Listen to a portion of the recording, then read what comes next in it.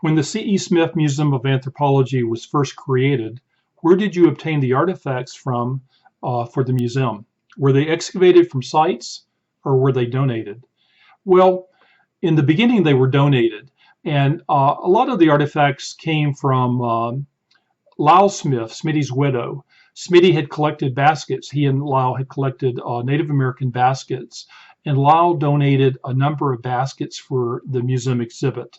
And a lot of the artifacts came from UC Berkeley, from what back then was known as the Lowy Museum of Anthropology. It's now called the Hearst Museum of Anthropology, but at the time it was the Lowy. And Frank Norick was the curator, and Dr. Norick had allowed us to borrow a number of artifacts from the Lowy Museum collection, and then there were a few other people that donated this and that.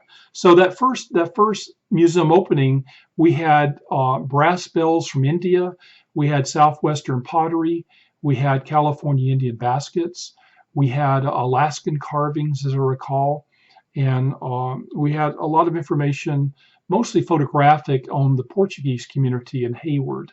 And so everything was pretty much donated. Eventually, all of those materials were returned, and the museum began acquiring their own collections through donations and later, I think, some purchases. I don't know that any of the artifacts excavated from sites were exhibited, at least for a few years. In the late 70s, the early 80s, George Miller, who's now retired, was the archaeology professor at Cal State East Bay, was excavating an overseas Chinese site called Yemapo in Castro Valley.